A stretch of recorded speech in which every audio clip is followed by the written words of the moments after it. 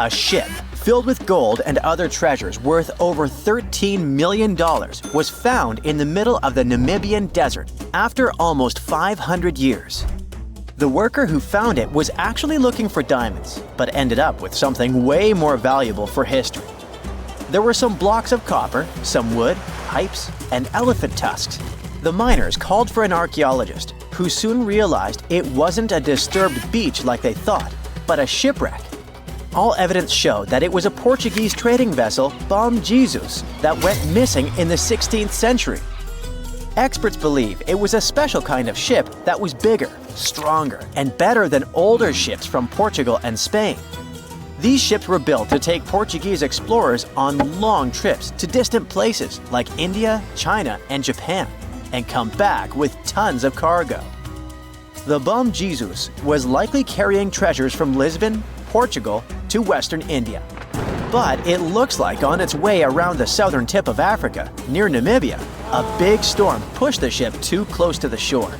The ship hit a rock, tipped over, and broke apart, sinking into the ocean.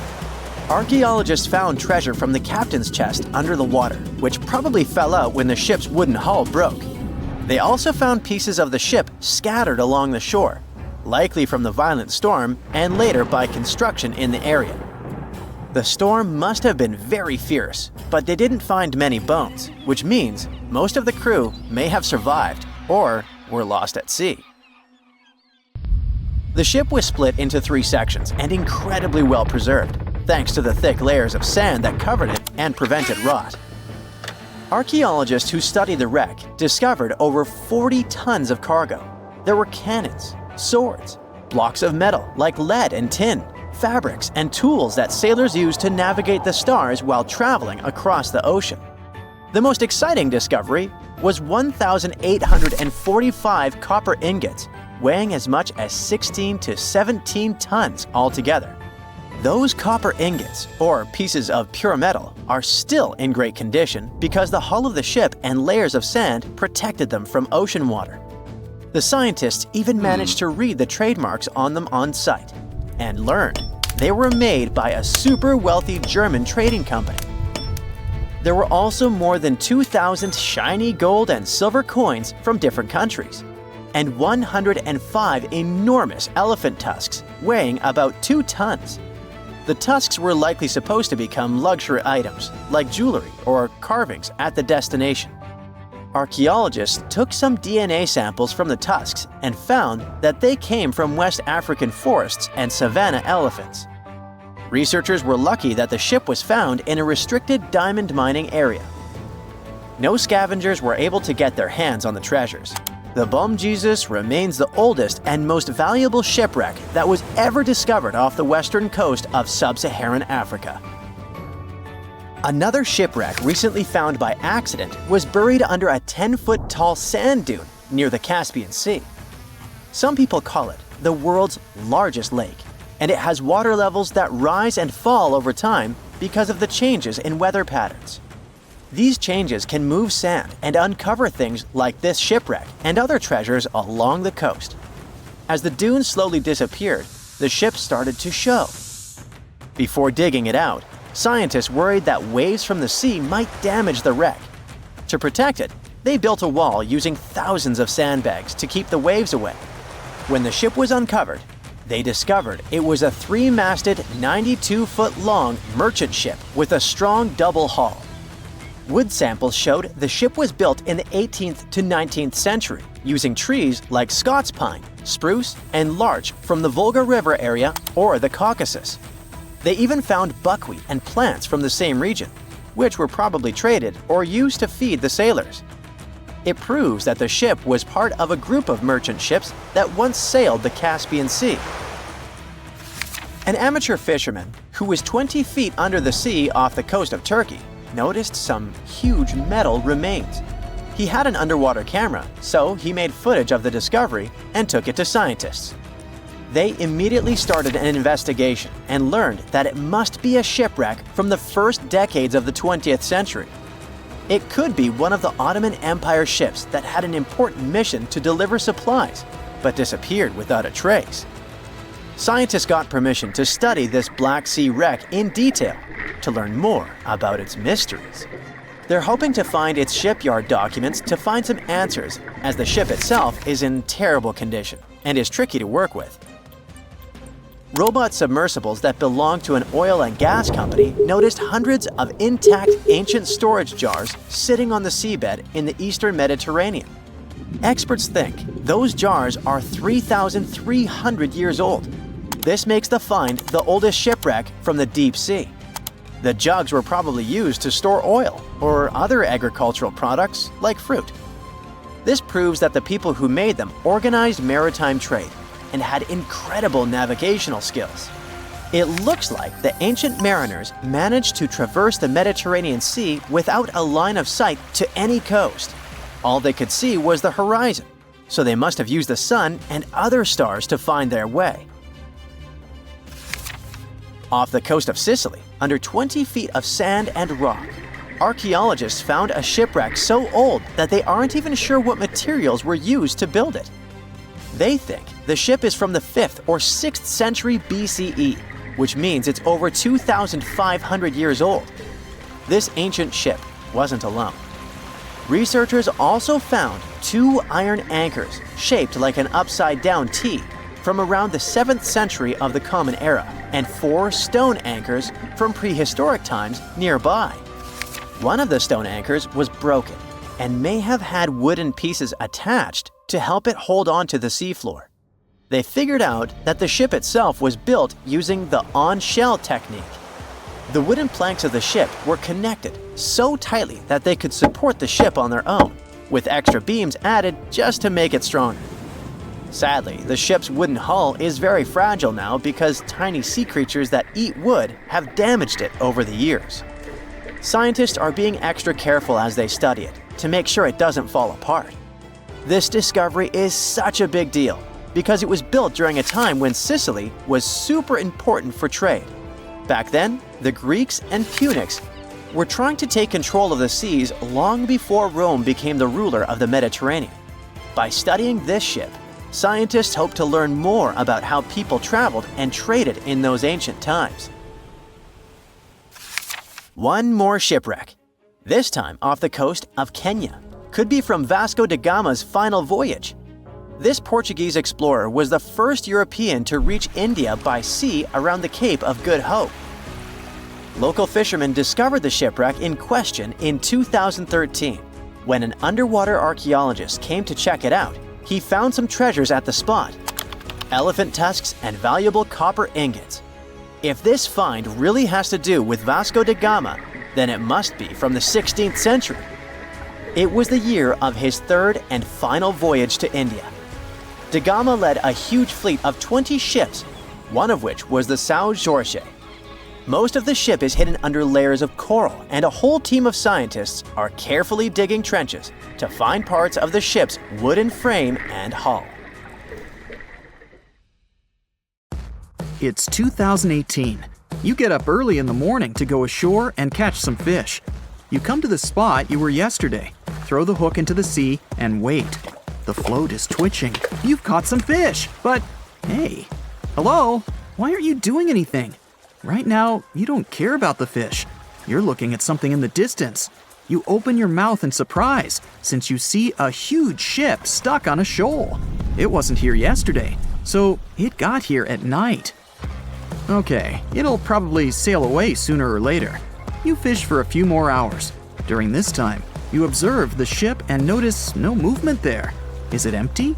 Boats and the Coastal Service are sailing from the shore to the vessel. You decide to check it out too.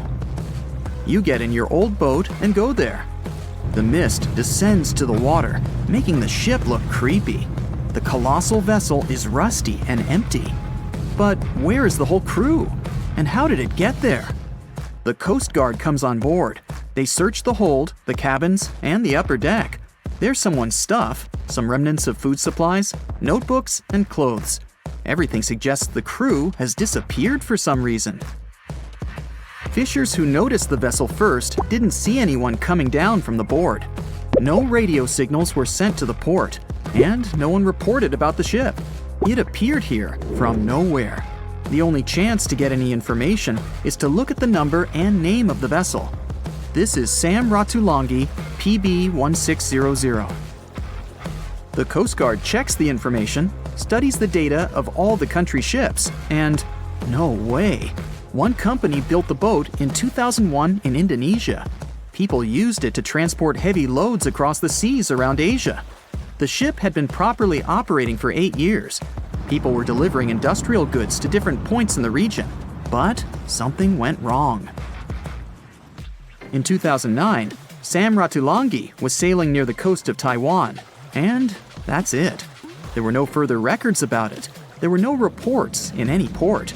Everyone thought it must have drowned, so no one had been looking for it for years. And then, 9 years later, it appears here, big and rusty, off the coast of Myanmar, without sailors, without fuel. An investigation starts.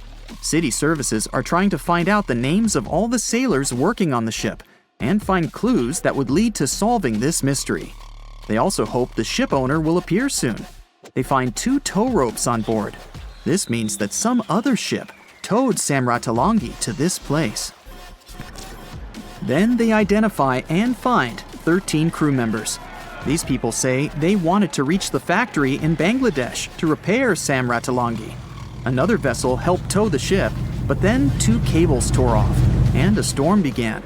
No one wanted to stay on board during such weather, so the crew members left it. No one knows what the ship has been doing for the last 9 years, and how it was possible without people on board. And here's another, much more mysterious ship story. On February 16, 2020, locals found a large cargo ship stuck on a rocky shore off the coast of an Irish village. The boat looked rusty, with holes in the hull and rotten parts. People hadn't seen this vessel the day before, so it appeared there at night. The last time people saw the Alta cargo ship was a few months earlier, thousands of miles off the coast of Ireland. That day, the Alta was sailing in the waters of the Atlantic Ocean. Another ship, the MS Protector, noticed it. MS Protector crew members tried to contact the ship, but received no response. The people on board realized that they were facing an empty vessel. And then, 5 months later, it appeared near the coast of Ireland. There are more questions than answers in this story, but we managed to find something out. In 2015, the Alta appeared and disappeared from the radar several times. Any ship has an internal tracking system, so people can track its route using satellites. But Alta crew members often disabled this system. Perhaps they were engaged in some illegal activity. Anyway, in 2017, the ship often sailed between the ports of Greek islands. Then, the tracking signal disappeared and appeared only 10 months later, off the coast of North Africa. During this time, the ship changed several flags. In September 2018, the Alta was southeast of Bermuda and headed for Haiti. Then, the crew started facing problems. First, the main engine failed right in the middle of the Atlantic Ocean. The ship began to drift. Several days passed, but the crew members weren't able to repair it.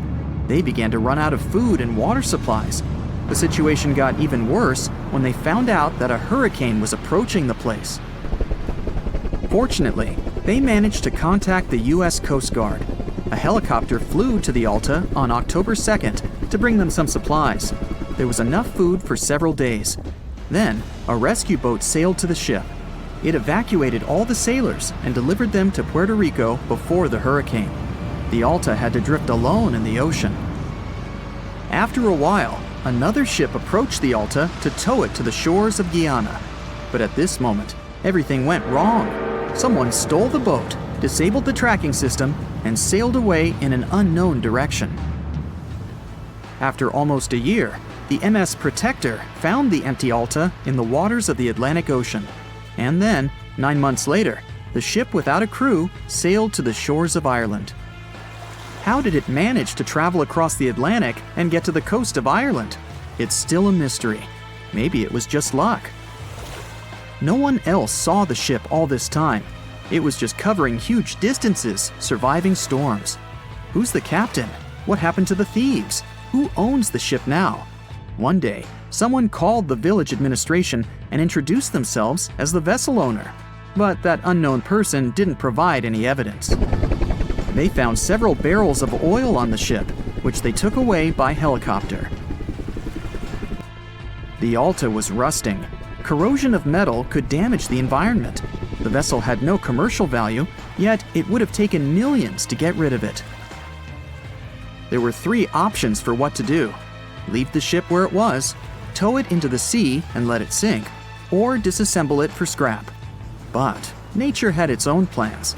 Storms and strong waves split the hull into 2 parts. The Alta was drifting without a crew in the waters of the Atlantic Ocean for about 2 years. But this is nothing compared to a ship that was traveling for 38 years. The record belongs to the SS Baychimo. It was a merchant vessel owned by some trading company. In 1931, the ship found itself on the ice off the coast of Alaska. Its movement slowed down. A thick layer of ice blocked the ship, and a strong storm only made the situation worse.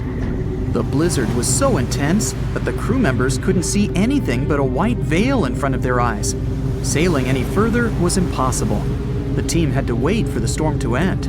They waited for a day, 2, 3 days. A week had passed, but the snowstorm was only getting stronger. Then, one day, it grew weaker. The crew members split into 2 teams. The first team went to the nearest city. The second group, along with the captain, stayed on board. They set up camp next to the ship and waited for the blizzard, which had started again, to end. There was 0 visibility. And finally, one day, the storm was over. Great! And now, wait a minute. But where's the ship? The SS Baychimo just disappeared during the blizzard. The captain was sure that the ship had sunk, so he left along with the crew. Then, a week later, they saw the vessel drifting near the area where they had lost it. The hull was damaged so severely that it was unsafe to sail on it. Repairing the ship would be pointless and expensive, so the captain decided to abandon it. He was sure that it would go underwater sooner or later, but it stayed afloat for the next few days, the next few months, and a few years. People had reported seeing it at various points along the coast of Alaska for 38 years. The last record of the SS Baychimo is dated 1969. Those who saw it claimed the ship was completely frozen, almost merged with the ice. Some people planned to start an expedition to find the ship, but all attempts were unsuccessful. The vessel is probably lying somewhere on the deep sea floor. The movie Jaws came out in 1975, and since then, people have been terrified of sharks. Some people fear seeing a great white's head come out of their showers, not to mention the fear of running into one at your local pool. Of course, none of this is actually possible, but some other scary shark stuff is. Like, yes, sharks can attack boats. They probably won't sink one. It depends on the size of the shark and the size of the boat. Today, we're diving deep into the facts and myths about the sea's biggest predator. It was the year 1953. On a typical July morning, 2 fishers set out on their daily lobster harvest. They took their white-hulled dory out to sea off the coast of Cape Breton Island in Nova Scotia, Canada. Since it was the lobster season, the sea was dotted with several dories spread out across the water. But that day, something strange happened. As soon as they put the dory at sea, they noticed a large dorsal fin chasing after their boat. They were surprised to see that the shark would follow their boat's every move. For an entire week, they took out their white dory from the harbor, and the shark followed them around. Until one morning, as the men were alone at sea, the shark charged at full speed at the boat and smashed a 7-inch hole in its bottom. The boat turned over, and both men fell into the water. The shark didn't come after the men, though. Instead, it swam away and disappeared for good. To clarify, a dory is a small, fragile boat usually measuring 16 to 23 feet long. So how long did that shark need to be in order to sink it? Well, as soon as the boat was retrieved from the ocean, researchers found something interesting. One of the shark's teeth was found stuck in the hull. According to Harvard experts that analyzed the tooth, it most certainly belonged to a 12-foot white shark that weighed around 1,200 pounds. One thing intrigues scientists a whole lot. The great white didn't seem to be interested in the man aboard, but rather in the boat itself. The question is, why? Some people suppose that this great white followed the dory around because it was white, and the animal probably thought it was some big white mammal. It's not the first boat a shark has attacked. You see, sharks don't attempt to sink boats because they're mean and evil. Rather, it's due to murky waters and hard materials that make them mistake inanimate objects for their usual lunch menu. But that's not what we've learned from popular culture. In Jaws, the protagonist shark managed to poke several holes in the orca as it rammed the boat. The orca was a Nova Scotia-style fishing boat made out of wood planks. It wasn't a huge boat, so it seemed plausible that a great white could ram it. But, according to Mythbusters, that's very far from the truth. A great white swimming at its maximum speed wouldn't be able to take down a medium-sized fishing vessel. The same goes for bigger boats. Some bull sharks or great whites can turn over smaller vessels though, like kayaks or small boats. If this happens, it's most likely because they think it's a sea mammal and nudge it before taking the first bite. No scientist can say for sure why they do this, only that it's usually a misunderstanding on behalf of the animal. The Shark Research Committee, a nonprofit scientific research organization, has documented a lot of shark attacks on inanimate objects and is trying to answer that question more thoroughly.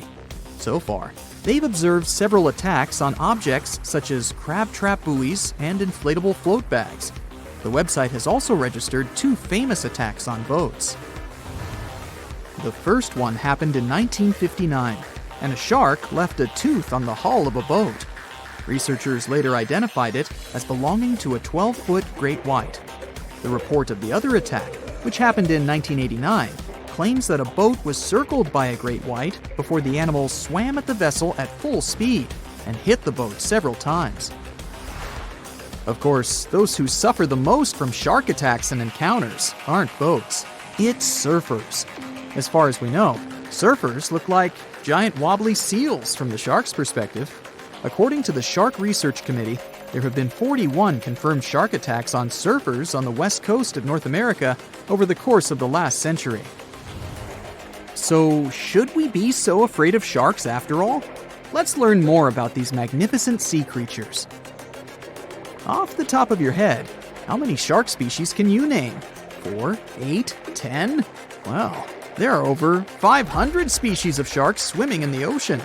They vary from tiny specimens, about the size of a human hand, to up to 39-foot-long creatures.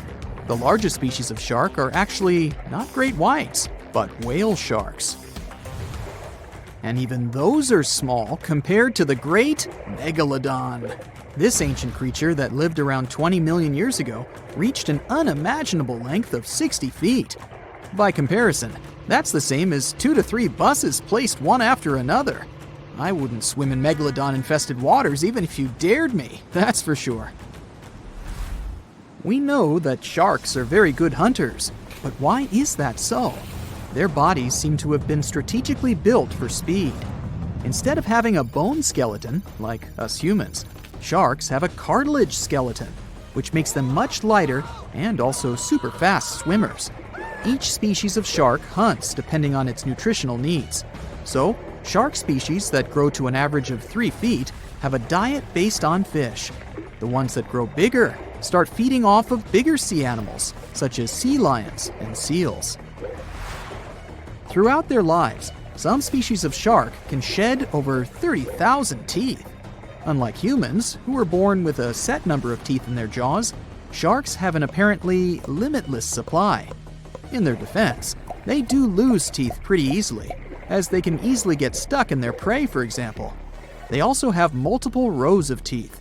The jaws of a great white can contain up to 7 rows of teeth, and can grow to be more than 6 inches long.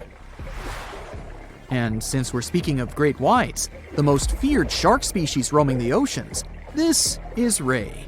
Ray is an adult white shark. He can swim up to 50 miles a day, so he needs a lot of fat in order to keep his body functioning.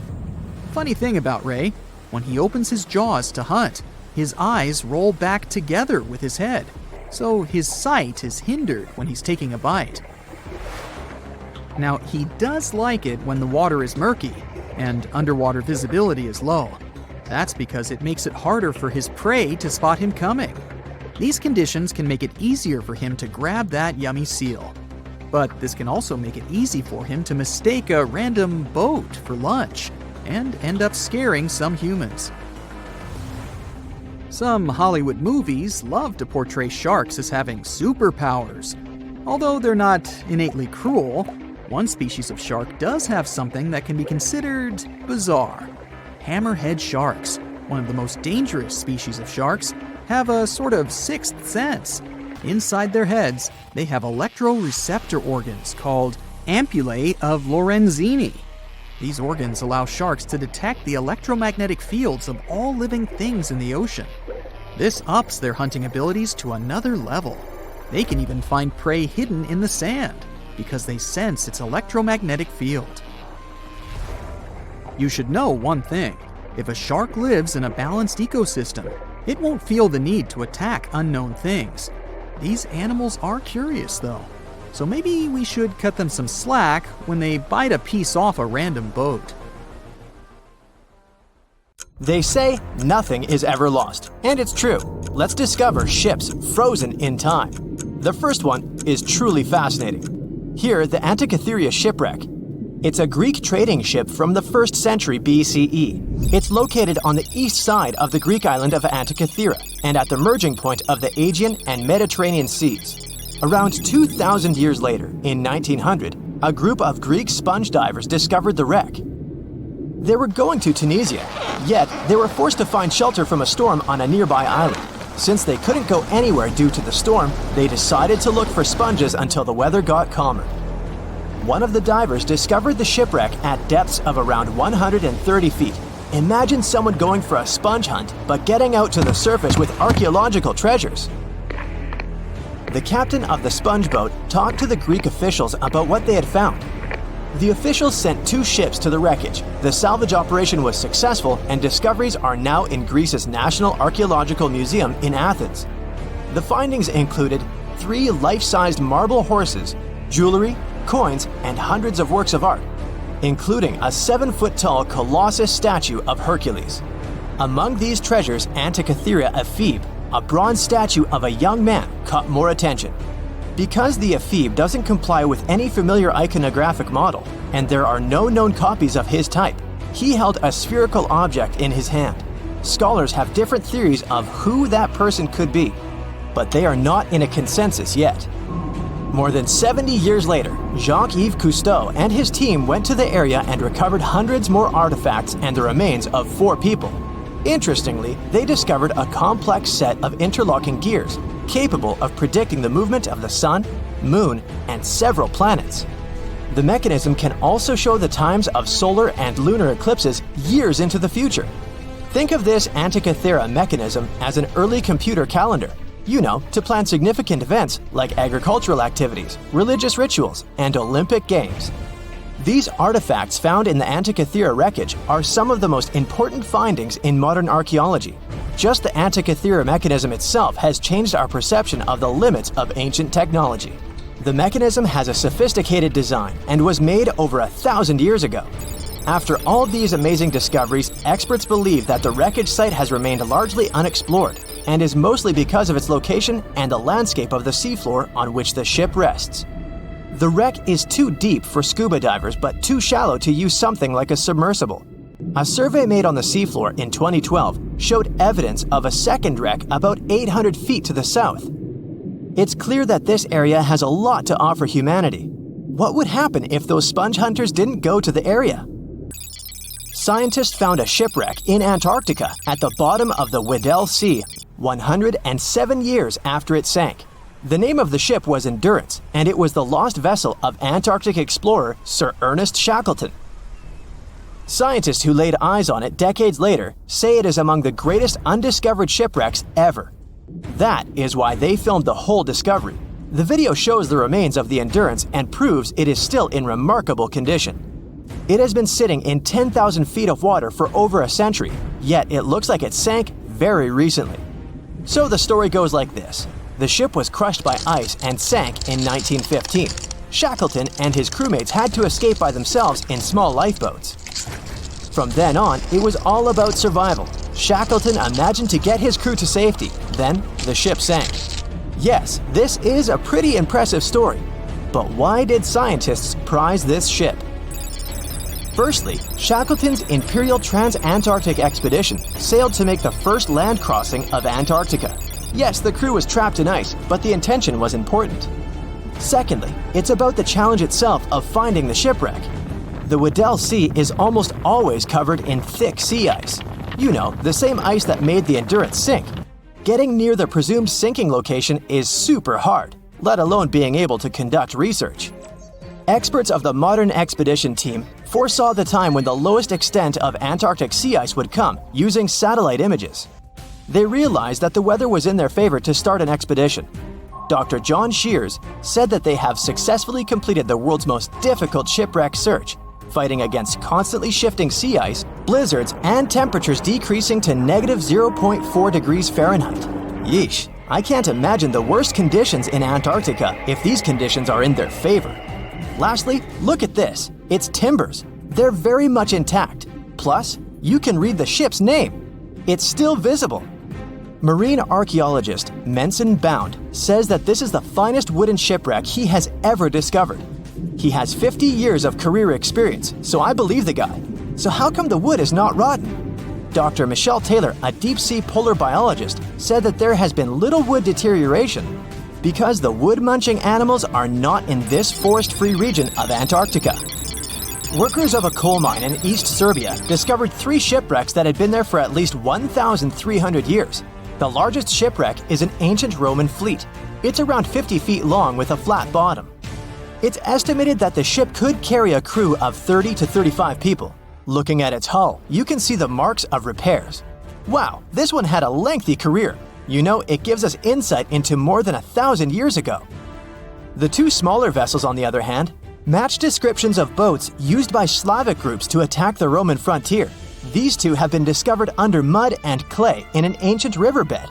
Apparently, in those times, there was a Roman base in a place called Viminacium City. Interestingly, Viminacium was a provincial capital with an estimated 40,000 inhabitants in the 4th century CE. For comparison, it was even larger than Pompeii. The Kostelach coal mine is a center of hidden gems. Archaeologists had found evidence of ancient human and animal activity here before. For instance, in 2012, experts found bones of at least 5 woolly mammoths, which went extinct about 10,000 years ago. Canadian archaeologists found a ship 150 years after it went missing in the Canadian Arctic waters. This merchant ship is called HMS Investigator. It was purchased in 1848 to search for the explorer Sir John Franklin's ship that got lost in the Northwest Passage expedition. So, HMS Investigator left Britain in 1850 for this rescue operation. The expedition crew, captained by Robert McClure, sailed the Investigator into the water. He realized that he was in the final leg of the Northwest Passage, the sea route across North America. But before he could sail into the Beaufort Sea, the 122-ton ship itself got stuck in the thick ice. The crew spent the winter over the Prince of Wales Strait. The following summer, McClure tried again to sail to the end of the passage, but the ice blocked his way once more. Here, too, the crew was forced to leave the ship. He steered the crew into the Bay of Mercy. There, they were to remain until 1853 when the crew of the HMS Resolute rescued them. Imagine a crew of 60 people who had to spend 3 winters in the Arctic without even knowing if they would survive. Later on, the ship was found sitting upright in about 36 feet of water. It was in very good condition. Arctic water has prevented the outer deck of the vessel from deteriorating quickly. The outline of the ship and its timber can be clearly seen. Plus, archaeologists have uncovered artifacts on land left by the sailors. They had unloaded everything before abandoning the Investigator. 3 sailor graves and 1 British naval shipwreck had also been discovered in the area. I wonder what else they could find there. Wow, it's the only place where 1 minute you're learning 17 natural ways how to get rid of houseflies, and the next, you're taking an epic journey straight into a black hole. More than 10 billion with a B views in total. That's 47 billion minutes watched, or more than 70,000 years. That's all the way back to the Ice Age. No, I wasn't around then. 40,000 videos, hundreds of topics, and most importantly you, a whole 44 million of you. Our viewers. We could populate an entire country if we wanted to. We'd like to continue helping you learn and giving you useful skill improvement tips. Got a thirst for knowledge? We've prepared 4 masterclasses on creating a 2D character animation from scratch, 10 hours of video lessons, practical tasks using professional software, and additional materials that you can use with your own projects. Get the full course now and create your own animated masterpiece. There's a ship drifting somewhere in the ocean without a crew. The last time someone saw it was over 50 years ago. Its story reminds of that of the Flying Dutchman, a ship that's bound to sail forever and bring disaster to whoever sees it at sea. At least the legend says so. Unlike the Flying Dutchman, the SS Baychimo was definitely real and built for a German company in Hamburg, and began as an ordinary cargo ship. It was trading supplies between Hamburg and Sweden in the Baltic Sea starting from 1914. It had a strong steam engine and a hull made of steel. A few years later, it became British property. Then, in the 1920s, a Canadian company purchased it for around $18,000, a huge amount of money back then. The new owner, the Hudson's Bay Company, was actively using the ship for several years. They would often send it on voyages from its home port in Scotland to Siberia, Alaska, the Yukon, and the Northwest Territories. It also passed through the Panama Canal and even the Suez Canal, with fur pelts for sale on board. Sometimes it would also transport passengers. It had completed 9 successful voyages before this strip of good luck came to an end. Starting from the 1930s, SS Baychimo would have trouble with ice and storms. When it first got trapped in ice in October of 1931, some of the crew managed to escape to Alaska.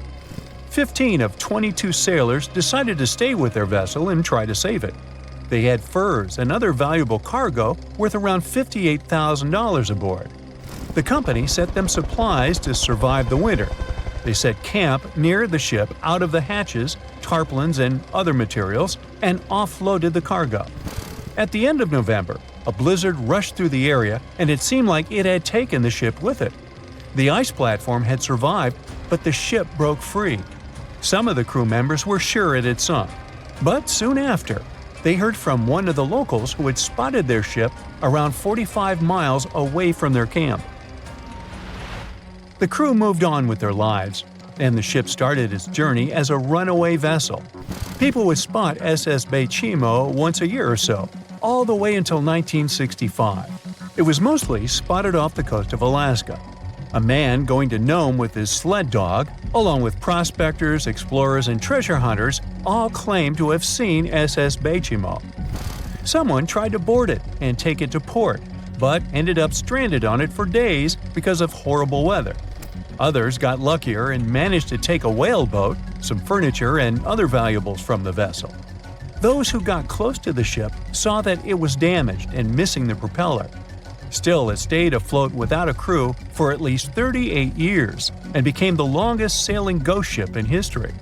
In 2006, the Alaskan authorities started a project to solve the mystery of this ghost ship of the Arctic and finally find SS Baychimo, either still above or below the water. So far, the project has not been a success. SS Baychimo remains one of the estimated 4,000 ships that have disappeared off Alaskan shores. If the legend of the 17th century isn't lying, this ghost ship could be sailing somewhere along the Flying Dutchman. It belonged to the Dutch East India Company. Its captain managed to do the impossible for that time and sailed from Holland to Indonesia in only 3 months. They said he was flying over the sea, and some evil tongues explained that he had made a deal with evil forces to achieve that. Once the ship was sailing back home, its captain and crew disappeared without a trace. There are many versions of what happened to it. One of the first ones said it had tried to enter port at the Cape of Good Hope, got in a terrible storm, and sank as there was no captain to save it. Another legend says the captain had refused to obey the skies to let the ship sink during the storm. A scary life form then struck the boat and the crew, and it was condemned to forever wander without rest. Many sailors claim to have spotted the wandering Dutchman. The Duke of York, who was to become King of England, mentioned having seen it in Australian waters. Right after spotting the ship, the man who saw it first fell from the top of the mast and didn't survive. There were more encounters with this legendary ship up to the middle of the 20th century. Ships would nearly collide with it as the Flying Dutchman jumped out of the blue. Scientists have a more logical explanation for this mystery: Fata Morgana, not to be confused with Hakuna Matata. Now, when you're out at sea on a hot day and the air is all wavy, it feels like when you look at the road on a scorching summer day. That's because of something called atmospheric refraction. When light passes through different layers of air with different temperatures and densities, it bends and twists.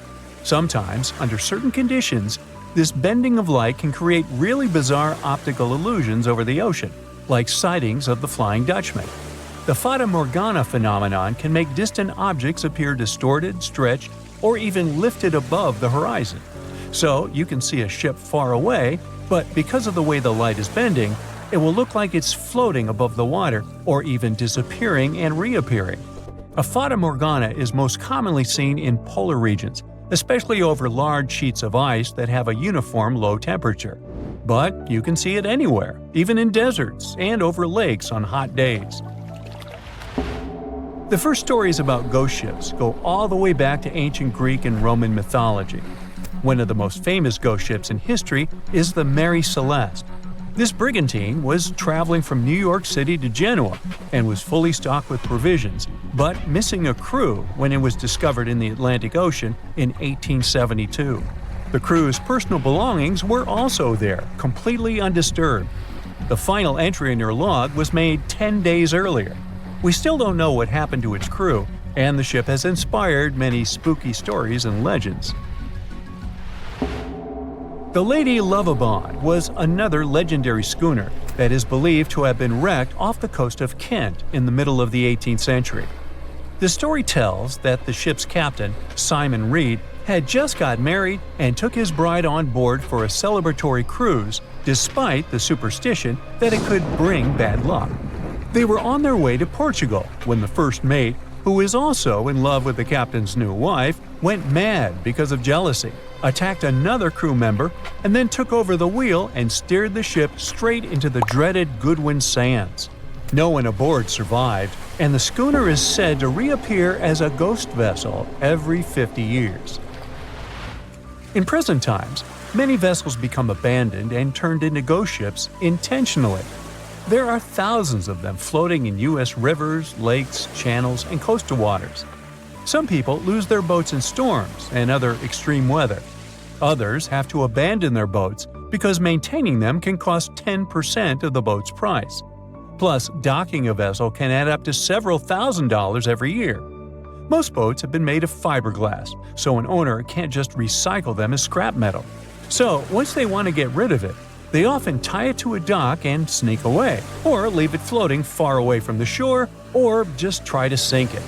When ghost ships sink in shallow waters, they can cause damage to coral reefs, mangroves, marshlands, oyster habitats, and wetlands. Plus, they can collide with unsuspecting regular ships and cause real trouble. So, don't do that. Enough said. If I asked you to name the most famous shipwreck of all time, you'd go with the Titanic, right? The Atlantic Ocean, the hope for new life, heartbreaking love stories. It had it all to become a blockbuster. But I guess you've never heard of SS Princess Alice that submerged in the sewage of the River Thames, taking between 600 and 700 lives with it. Life in 19th century Victorian London wasn't easy, especially for working class folks.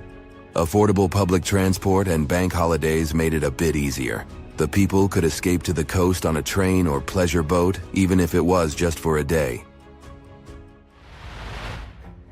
Sheerness on the Isle of Sheppey in Kent started as a fort under Henry VIII and then grew into a bustling town with a dockyard.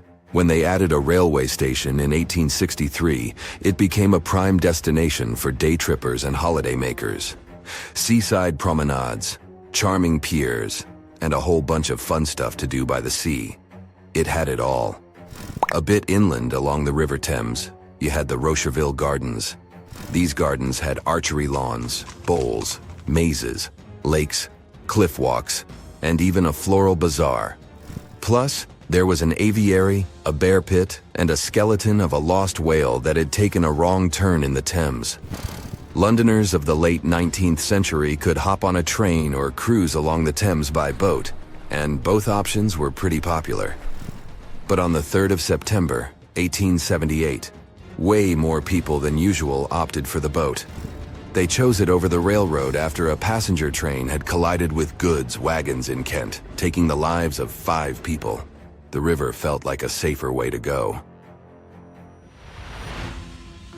One of the ships available for the trip was the SS Princess Alice. The paddle steamer was first launched in 1865 on the west coast of Scotland. Its original name was the Bute, and it was used as a ferry for the passengers of the Weems Bay Railway Company. A couple of years later, it was sold and renamed after Queen Victoria's 3rd child. Then, it was sold again and got the nickname the Shah's Boat, as it transported the Shah of Persia up the Thames to Greenwich in 1873. The ship had gone through several alterations in its lifetime. It got new boilers and watertight bulkheads. The Board of Trade had inspected it and marked it safe. In the year of its final voyage, it was officially allowed to carry up to 936 passengers between London and Gravesend in calm water. On the day of the tragedy, Princess Alice was on what was called a moonlight trip downstream from Swan Pier near London Bridge to Sheerness, Kent and back. The trip wasn't expensive, so most of the passengers were from the working class. There was also a musical band aboard to keep the spirits up. The 3rd of September was a bright day, and many families were happy they could catch some final summer sun rays and enjoy fresh sea air. The then owner of the ship, the London Steamboat Company, had several vessels working on the route. The passengers were free to hop on and off different ships. At around 6:30 p.m., after a beautiful day in the open, the SS Princess Alice headed back to Swan Pier. No one kept official lists of passengers, so we'll never know exactly how many people were on board that evening. But they say the steamer was close to its full capacity. As it got darker and cooler, many families decided to stay inside the saloon or in their cabins below. Some stories from the steamer sound like fate. The captain of Princess Alice let his steerer stay at Gravesend and replaced him with one of the passengers. John Ayres was a sailor but had little experience at the Thames or with a vessel like Princess Alice. Alfred Thomas Merriman, a chef from East London, had been offered to work on the steamer at the last moment. He was 30 years old and a father of 4, so he couldn't say no to extra money. At around 7:40 p.m., he was standing on the deck by the saloon door. By that time, Princess Alice had passed Tripcock Point and entered Galleon's Reach. The passengers could see the North Woolwich Pier in the distance. Many of them planned to disembark at that stop.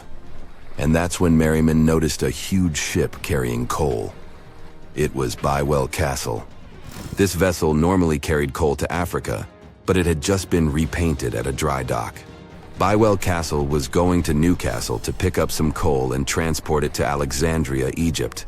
The ship's captain, Harrison, wasn't too familiar with these waters, so he called in Christopher Dix, a seasoned Thames River pilot, to lend a hand, even though he didn't have to. The ship had a fancy raised forward part below the deck, and Dix couldn't quite see what was in front of him. So, they had a sailor on lookout duty. As they set sail from Millwall at the speed of 5 knots, 5.7 miles per hour, they tried to stick to the middle of the river, but other boats had other plans. When they were approaching Galleon's Reach, Dick spotted Princess Alice's red port light, headed their way, but planning to pass on the right side. At the same time, Grinstead, the captain of Princess Alice, was going against the river's flow, trying to find the smooth waters on the south side. He adjusted his course, steering into Bywell Castle's path. Both crews realized they were headed for a collision. Dix tried to steer clear and even ordered reverse full speed on the engines, but it was too late. The Bywell Castle collided head-on with the Princess Alice, which was much smaller, weighing less than a third of the 890-ton coal-carrying collier. It sliced the passenger steamer in two. As Merriman remembered later, laughter on board immediately changed into screaming and panic. Some people rushed to the bridge for safety. Merriman hurried to the captain, asking what to do next. The captain's response was grim. "We are sinking fast. Do your best." The ends of the steamer went high into the air, and the middle just sank, taking passengers with it. Those unfortunate ones who were below deck were tragically trapped.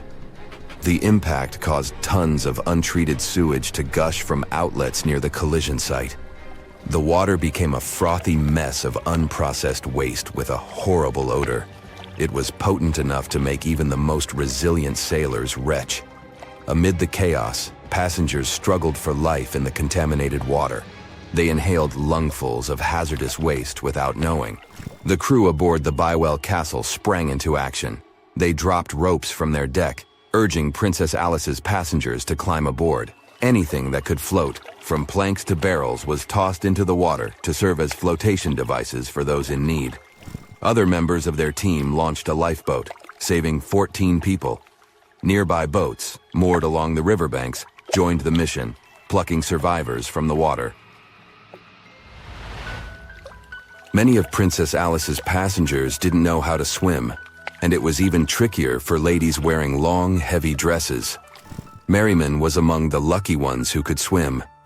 He first held on to a piece of wreckage, and then, when others got to it, swam away and caught onto a rope hanging over the side of the Bywell Castle. They managed to save around 130 people this way. Another survivor was Robert Haynes, who played in the Princess Alice band. He was fond of ships and had noticed the Bywell Castle a couple of minutes before the collision. He chose not to follow the rest of the band, who went downstairs for a break, and that saved his life. Princess Alice's sister ship, Duke of Teck, arrived 10 minutes too late to assist with the rescue efforts. Only 2 people who had been below deck or in the saloon managed to survive the collision. We still don't know the total count of lives taken on that day, but it's somewhere between 650 and 700. And what makes this story even more tragic is that it has been mostly forgotten. The moon shines brightly and illuminates the black water of the ocean. Thick fog descends on it in ominous silence. Then, it's suddenly broken by the creaking of wooden boards, followed by a rippling of the waves. Through the fog, you see the outline of an old, large ship. Its hull is rusty, and a strange cold is coming from it. But the most unsettling thing is that there's no one on the deck. The ship sails without a crew. No, this isn't a mythical Flying Dutchman, but a very real ghost ship. September 2nd, 2019. The British Royal Navy's ice patrol ship, called the HMS Protector, sails through the calm waters of the Atlantic Ocean. The time is 11 p.m. Some of the ship's crew are on deck, while others are sleeping in their cabins. The captain steers the ship and looks straight at the horizon. The sky is lit up by an orange twilight, and clouds float in the distance.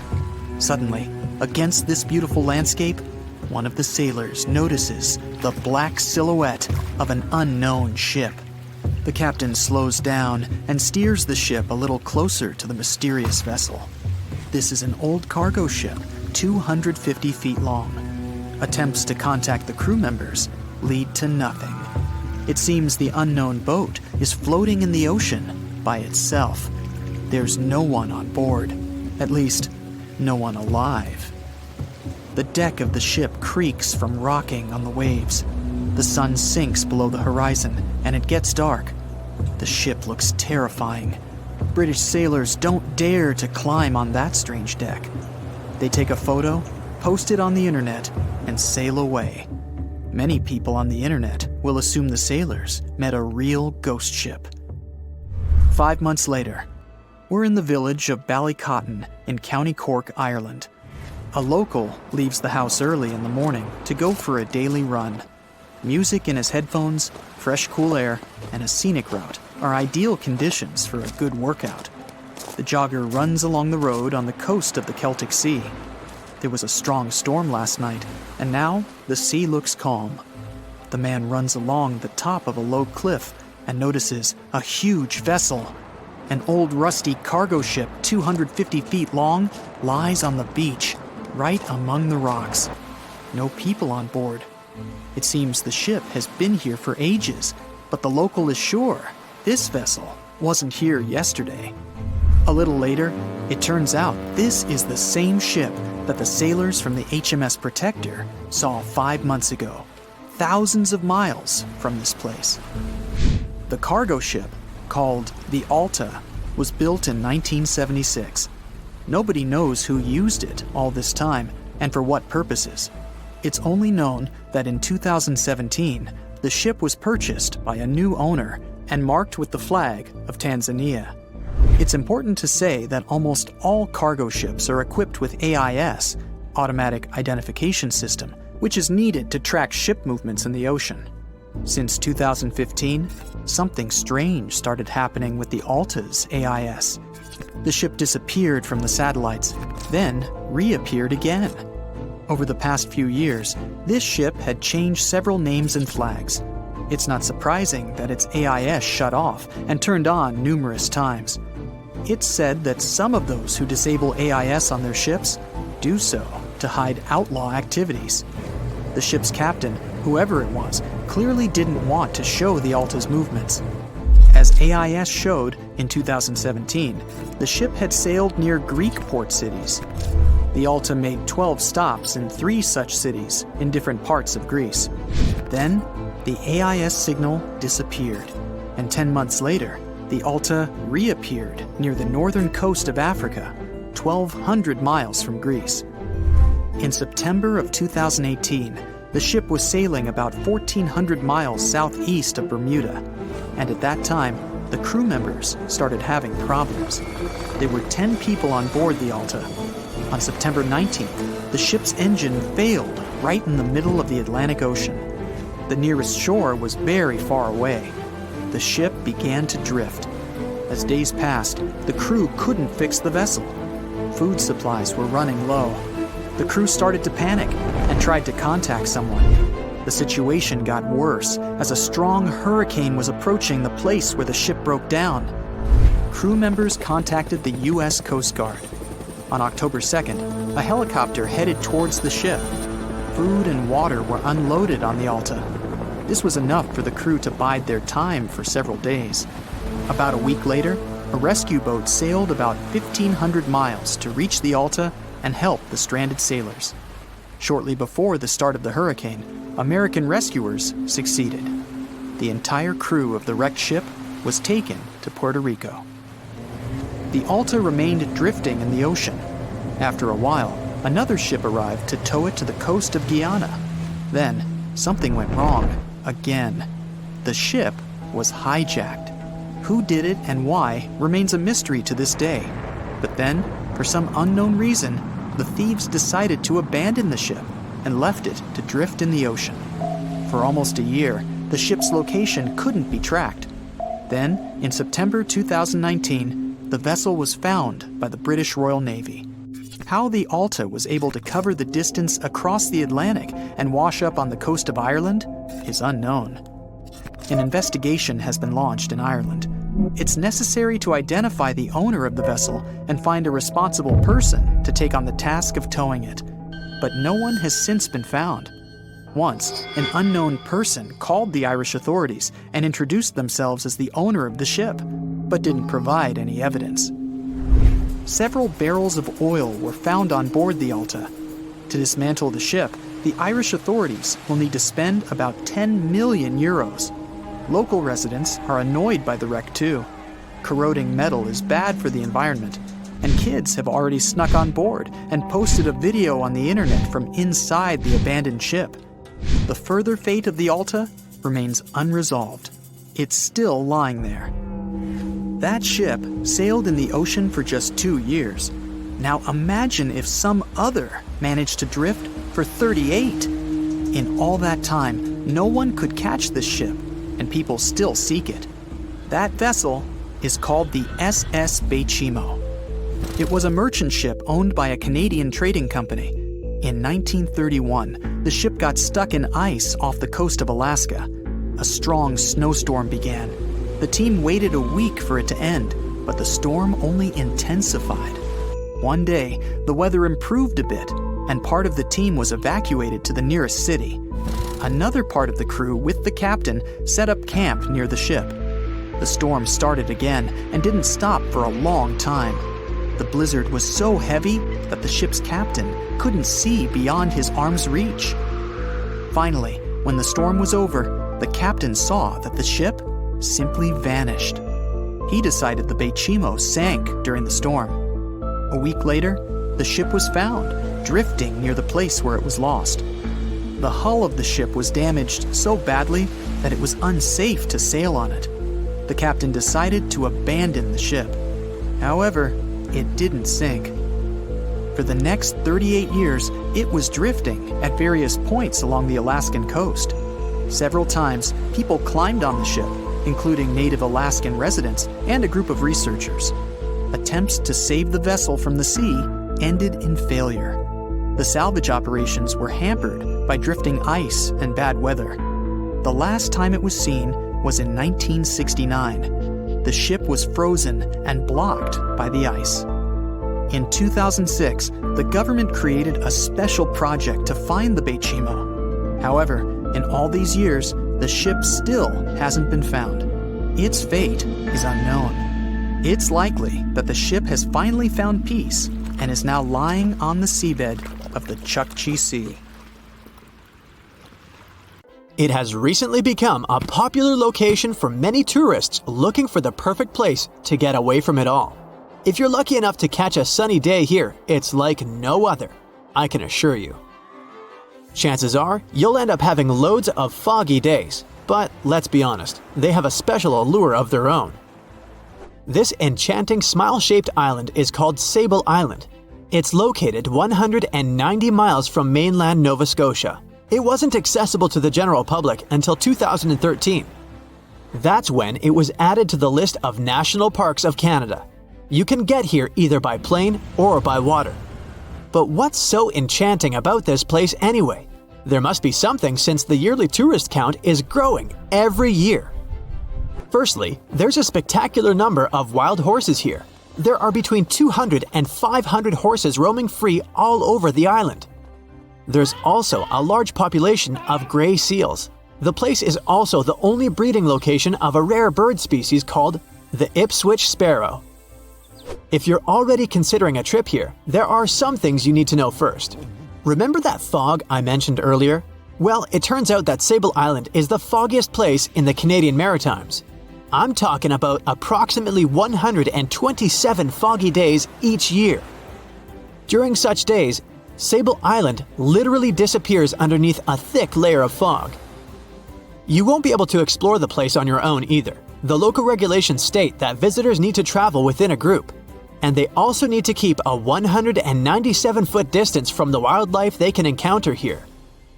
As charming as this place may be, it holds a dark secret hidden beneath the sandy dunes, and it has nothing to do with beautiful creatures living here or the island's unique vegetation.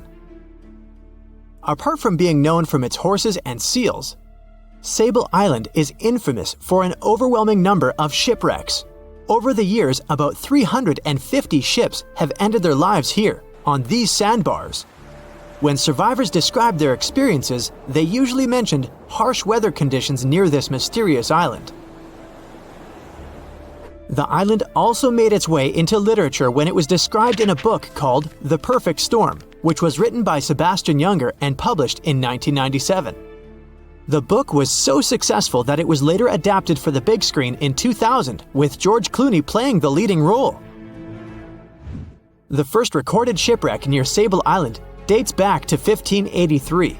The boat was named the HMS Delight and was under the command of British adventurer and explorer Sir Humphrey Gilbert. Only 17 people managed to survive the catastrophe by escaping in a small boat. Records mention that they spent 7 days at sea before reaching the shores of Newfoundland. In 1884, another vessel named the Nicosia struggled in the thick fog as well. The ship was completely destroyed, but fortunately, all 18 crew members managed to survive. The captain's son was almost lost at sea when a lifeboat capsized when he was climbing into it. He somehow managed to stay underneath the lifeboat, which was completely submerged. When this lifeboat righted, he eventually emerged from the water and was rescued for the second time. The years between 1947 and 1999 were relatively quiet on the island. In 1999, though, a yacht called the Merrimack ran aground near the shore of the island at about 2 a.m. on July 27th. The 40-foot fiberglass boat had a crew of only 3 people. Natural gas exploration workers, who were luckily not far away, rescued them. The crew managed to fly safely to Halifax the next day. The owner of the Merrimack tried to recover his boat by hiring local fishermen. Unfortunately, this operation was unsuccessful, since only the fittings of the yacht were eventually saved. It took no more than 6 weeks for the sand and waves to crush and completely break up the hull of the Merrimack. So what is it about this place that's so dangerous for boats? Does it have anything to do with the weather? Or maybe there's other forces at play? The explanation turns out to be a bit more complex, and it wasn't easy to figure out, at least not way back in the 1500s. First of all, the island is located close to one of the world's richest fishing grounds. Since it's also near one of the major shipping routes between Europe and North America, hundreds of vessels sail past it each year. The likelihood of shipwreck increases when there are so many boats roaming around the area. Sable Island is also in the way of most of the storms that move up the Atlantic coast of North America. It's no surprise that boats often get hurtled straight onto the shores of this island. The weather has a lot to do with it too. During the summer season, the warm air from the Gulf Stream creates a dense fog as it merges with the cool air by the Labrador Current that passes by the island. Other currents don't help the matter. Sable Island is next to the meeting point of 3 major ocean currents: the Gulf Stream, the Labrador Current, and the Belle Isle Current. Since the 1950s, radars and other modern navigation tools have been used on commercial vessels as well. Up until then, the sextant was the main instrument used to figure out a ship's location. It doesn't mean that sextants weren't accurate, but this instrument couldn't work properly without a clear view of the sun or stars, which means it didn't help much in dense fog, such as the one surrounding Sable Island, or when it was cloudy. Often during bad weather, the captain of a ship navigated, relying on their experiences and intuition based on the ship's speed and direction. That's why most of the survivors in shipwrecks near Sable Island said that the captain had simply miscalculated the ship's position, crashing into Sable Island by accident. This dusty, sandy land is as unfriendly to ships as it is to trees. There's reportedly a single tree on the whole island, and it looks a lot more like a bush. It's actually a pine tree. And since the famous island horses don't see it as much of a food source, it somehow managed to survive. Reports say that the tree was planted back in the 1950s. Local authorities were trying to grow a forest on the island to make it a bit more welcoming. They've planted tens of thousands of trees over the years, more than 69,000 evergreens, 600 fruit trees, and about 55 pounds of pine seeds, along with other plants which could survive the conditions on the island. But they were no match for the extreme weather and sandy soil. Out of all those plants, just one pine tree is still alive. Thanks to its resistance, it has even become a symbol of Sable Island. Interestingly, for around 40 years, the island also had just one inhabitant. Can you imagine that? One person living on a remote island for so many decades? It's the story of a woman called Zoe Lucas. she chose to surround herself with the only residents on the island: the horses, the gray seals, and the many species of birds. An esteemed naturalist, she mentioned in an interview she gave back in 2017 that she was used to living on the island and that she never got lonely. To survive here, she had to put together an essentials kit. It included a notebook to take notes and a pair of binoculars to study the wildlife. You can safely assume she wasn't scared of the intimidating surroundings, since she decided to eventually call this place home. At first, Zoe wanted to set up camp on one end of the island, near some abandoned buildings. But eventually, she settled in a wooden house near a bunch of sand dunes. A Canadian institution called the Meteorological Service of Canada put together the simple construction back in the 1940s. Parks Canada operates the building these days. Zoe's work included gathering as much data on the local horse population as possible. It could help scientists better understand how they managed to adapt to the unfriendly environment. She also helped gather the debris that made it to the shore to help track pollution levels. Among all the rubbish that she collected, there was a refrigerator and a crate full of fresh peppers. Some other specialists eventually started working rotating shifts on Sable Island to offer the brave woman a little bit of company now and then. They said it was the most technologically advanced ship. They said it was unsinkable. And when it sank, they made a movie about it. These were the main reasons why the Titanic disaster became world famous. But unfortunately, this is not the only large-scale shipwreck. And sadly, there have been cases much worse than the tragedy of the Titanic. One of them occurred on April 27, 1865. The Sultana steamboat carried passengers and cargo daily between St. Louis and New Orleans. It was a pretty large wooden boat with 3 decks and was 260 feet long and 70 feet wide, almost twice the size of a basketball court. The ship could carry about 350 passengers, but on that unfortunate day, more than 2,000 people were on it. On April 23rd, she was making a routine voyage from New Orleans when it broke down. Something was wrong with the boiler, so the vessel docked in Vicksburg for repairs. At the port, the ship's captain, James Cass Mason, found out about an excellent opportunity to earn a lot of money. All he needed to do was to transfer a large group of former prisoners to the north. The captain agreed to do it, but the problem was that the boiler required a lot of time to repair. Mason was afraid that his competitors would take the job, so he decided to sail despite the malfunction the ship had. He patched up the holes in the boiler instead of a big repair and invited all the ex-prisoners on board.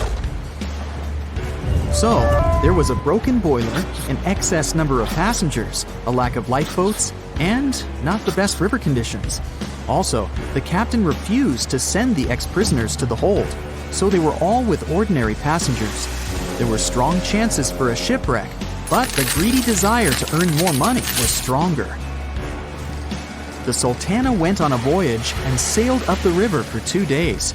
At this time, one of the biggest Mississippi floods in history began. The river overflowed its shores because of the flood, with the water level rising several feet. All the trees on the shore disappeared, and only the tops were sticking out of the water. The ship sailed opposite this powerful current, making the boiler work too hard.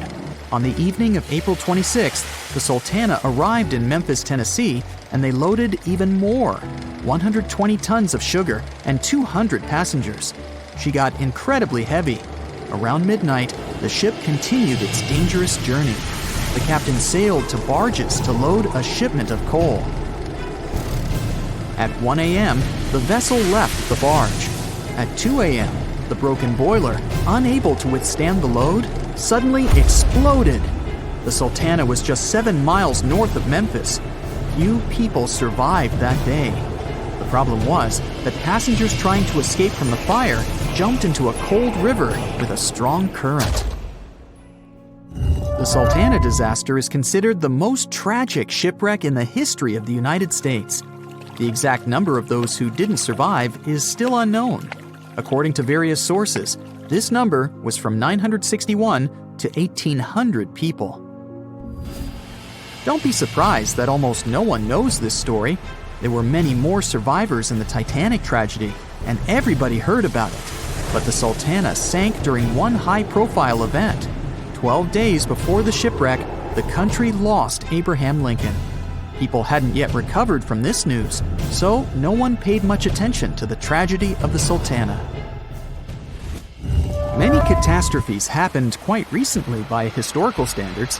One of them occurred in 2002. The Ferry Le Joola was a Senegalese vessel.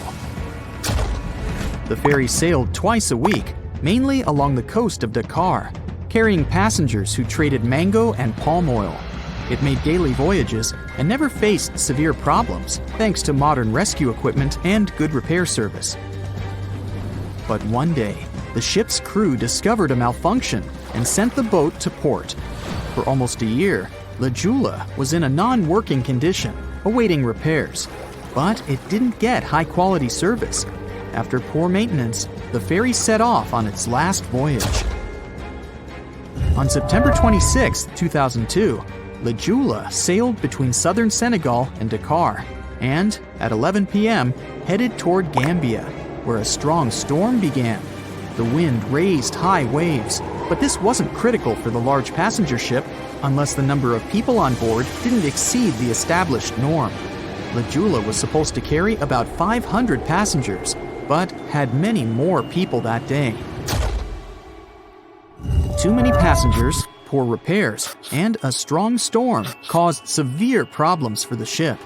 But the main factor in the shipwreck was that Le Joola was only built for sailing in coastal waters, but that day, it sailed far from the shore. Big waves started rocking the boat, and at some point, it just turned upside down. The ship's deck went underwater, and its lower part stuck above the surface like an iceberg. All the passengers sitting in cabins fell on the ceiling and lost their orientation in space. There were no holes or damage in the ship's hull, and water flooded the lower decks for a long time. The vessel stood in a twisted position for several hours. Then, the boat began to sink when the water seeped through the deck and hold. The ocean was warm, but no one came to save the passengers. People had to wait almost 4 days to be rescued. Unfortunately, only a few managed to survive. The Philippines is a very dangerous area for ships. This place consists of several thousand islands and a vast area with shallow water. Ships can run aground and damage the hull with reefs and pitfalls. On September 20th, 1987, one of the most terrible disasters in navigation history occurred there. A Philippine passenger ferry called Doña Paz left one of the islands and sailed toward Manila. The sun was shining, the ocean was calm, and the visibility was good. But for some reason, the crew members didn't notice how the tanker Vector was approaching them. The two ships collided at low speed. The collision wasn't strong, but the problem was that the Vector had tons of oil on board, and the Doña Paz crashed into the cargo hold where that oil was stored. So it spilled all over the ocean, and then a spark slipped through. Not only did the two ships catch fire, but also filled with water. Both ships sank in a matter of seconds. Only a few dozen people survived that disaster. On September 27, 1854, the passenger ship Arctic sailed from Liverpool to New York. The fog came rolling down, and visibility got really bad. Another boat appeared out of the thick white haze, the French steamer Vesta. The ships were close enough to each other that a collision was inevitable. The French vessel was smaller, so it seemed to the Arctic's captain that Vesta had received a lot of damage. And while he was staring at the other ship, his boat got quickly filled with water. The captain gave the order to sail to the shore as fast as possible, but the ship's engines stopped working because of the flood. Then the ship's crew started to lower lifeboats with women and kids. Still, when rescuers found lifeboats with people, it turned out that only 87 out of 400 people survived, 65 crew members and 22 passengers. Surprisingly, there were only grown men among them. The ship's captain survived by clinging to the wreckage. all newspapers wrote about this story as one of the most terrible and shameful tragedies in navigation history. Survivors were criticized because they didn't save women and kids, and the crew members were accused of violating the law, since the safety of passengers should be higher than the safety of sailors. But despite this, none of them were brought to responsibility. Unfortunately, shipwrecks still occur to this day, but fortunately, there are fewer of them than before, thanks to modern navigation systems and radar. But no technology can guarantee there won't be a super strong storm or any other emergency that no one can foresee. The voyage started just like any other. The cargo ship SS Cotopaxi is making another journey to Havana, Cuba, to deliver coal. It's November 29, 1925. For Captain Meyer and his crew, leaving Charleston Port, South Carolina, it will be the last trip the ship ever makes. Its route ran through the Bermuda Triangle. 2 days into the trip, the Cotopaxi sent out a distress signal. It had got caught up in a strong tropical storm and turned over on its side. The wind was very strong and there was powerful lightning as well. Rain gradually filled the ship's hold. Then there was a bright white flash, and the ship disappeared without a trace. Later, its wreckage was found in the Gobi Desert, which is in a completely different part of the world. All 32 crew members, including the captain, were missing. Of course, the part about the Gobi Desert is fictional. For one of his movies, Steven Spielberg came up with the idea that the ship was moved there by aliens. Still, in real life, the ship was never found, and its crew really did disappear. It was officially declared missing a month afterward, and nobody could find the wreck. It seems like a classic case of mysterious things going on in the Bermuda Triangle. But most mysteries are solved sooner or later. In 2020, the Cotopaxi was found. A man named Michael Barnett had moved to Florida to study shipwrecks off the coast. One wreck in particular really caught his attention. It was much larger than the others, and the locals called it the Bear Wreck. It was about 40 miles from St. Augustine in northern Florida, but no one had ever managed to identify the rusty hull. So Michael started to do some detective work. He measured the size of the shipwreck and started working through all the information he could find. He researched hundreds of old newspapers, leafed through insurance records, and looked at artifacts found on the wreck. After hundreds of hours of hard work, Michael was sure it was the Cotopaxi. But a few years before, there had been a rumor that the same ship had been found off the coast of Cuba. The Coast Guard found the wreck of a cargo ship about the same size that looked a lot like the one lost in 1925. Michael was sure they were wrong, so he teamed up with some science journalists and kept investigating. Soon they discovered something that seemed to confirm Michael's belief. Divers found brass valves with the letters SV on them in the wreckage of the ship. Michael suggested these initials referred to Scott Valve Manufacturing Company. The headquarters of this company was in Michigan, not far from where the Cotopaxi had been built. The company had probably supplied parts for the Cotopaxi. So the puzzle seemed to be solved. The Bear Wreck was really the missing cargo ship. But Michael still needed to work out why the ship had sunk. Did something mysterious really happen to the Cotopaxi in the Bermuda Triangle? Later, Michael found the testimony of the ship's carpenter among some old papers. The carpenter claimed that the hatches covering the coal on the ship had been in a terrible condition before it sank. Repair work on the covers wasn't finished before the crew got the order to sail to Cuba. So if the hatch covers were still broken during the trip, water could have easily gotten on board. This water probably flooded the hole during the tropical storm. This was the real reason why the Cotopaxi went down. There was really nothing mysterious about it. It was just a mistake made by ordinary people. But this is just one example out of dozens, or even hundreds, where ships and planes have gone missing in the Bermuda Triangle. We still can't explain some of these incidents. It seems like there really is something weird going on there. One of these strange events happened in 1948. A passenger jet was headed for Miami from San Juan, Puerto Rico. It disappeared in the same area as the Cotopaxi. The 32 people on board vanished without a trace. The weather was clear throughout the flight, but experts think that when the plane was about 50 miles from the coast, it could have been hit by a strong wind that knocked it off course. Years later, a similar plane was found in the area of the Bermuda Triangle, but because no one could work out the registration, it was impossible to say for sure if it was the same one. Something even stranger occurred not long before, in 1945. 5 planes went missing all at the same time.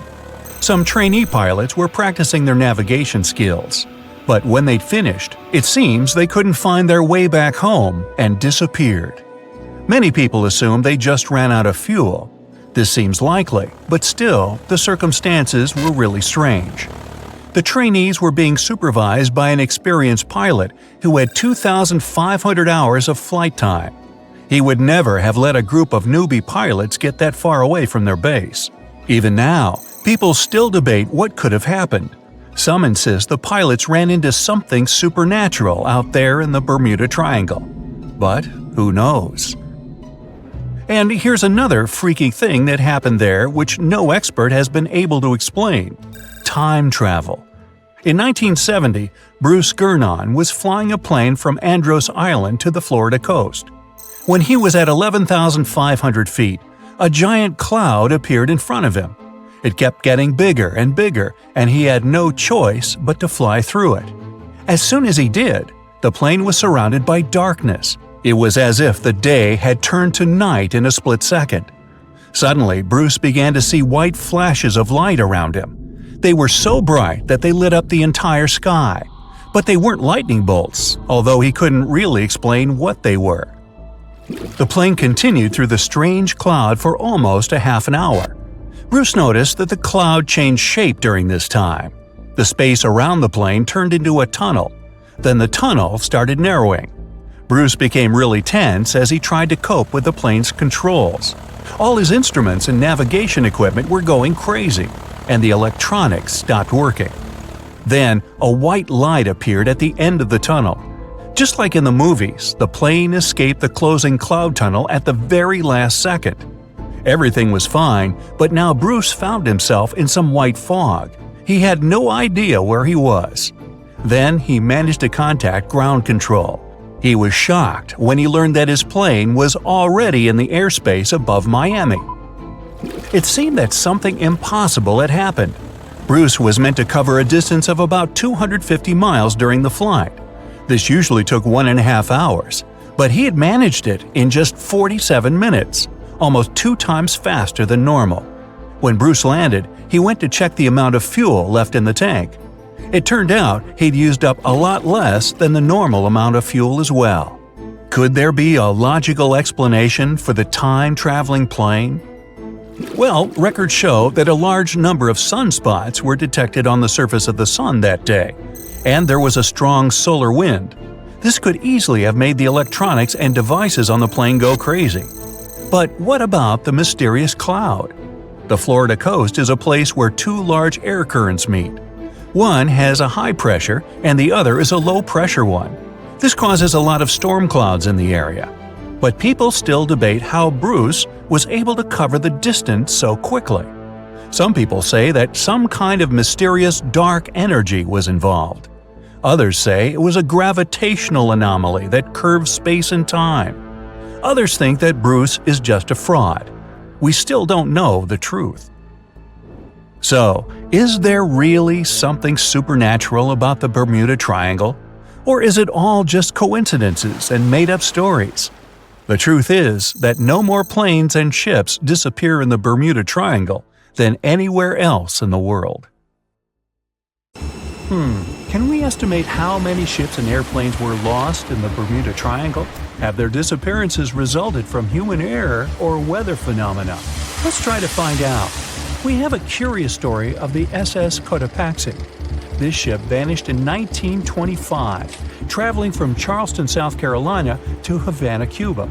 It never reached its destination. Years later, in the 1980s, a wreck was found 40 miles off St. Augustine, Florida. Since specialists could not precisely determine what and where it came from, they nicknamed it Bear Wreck. It took many additional years of work, done mainly by marine biologists, to identify that this ship was indeed the missing SS Cotopaxi. This was confirmed in January 2020. How did the ship just reappear? And how did it get there, since this mysterious shipwreck isn't even in the Bermuda Triangle? Now, let's see who came up with this term, Bermuda Triangle. Can you actually pinpoint the triangle on a map? No, it's not an officially recognized location either. The Bermuda Triangle does not appear on any world map. Nobody has agreed on its exact boundaries. There are only assumptions with approximations of the entire area, ranging between 500,000 and 1.5 million square miles. By all approximations, the region has a vaguely triangular shape. In 1964, an American author named Vincent Hayes Gaddis first came up with the idea when writing an article for Argosy magazine. He used the Bermuda Triangle to describe a triangular region that has destroyed hundreds of ships and planes without a trace. It is pretty hard to get the number of lost ships and planes because some ships and aircraft have gone missing without leaving a trace. Their wreckage in the region has not been recovered, but the recorded story should help us.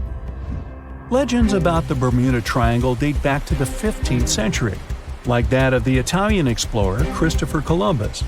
When sailing through the Atlantic waters, he passed by this location in the late 1400s.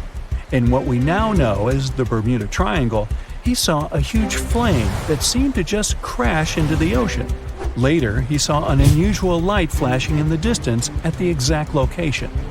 Like many other sailors since then, his compass had severe malfunctions.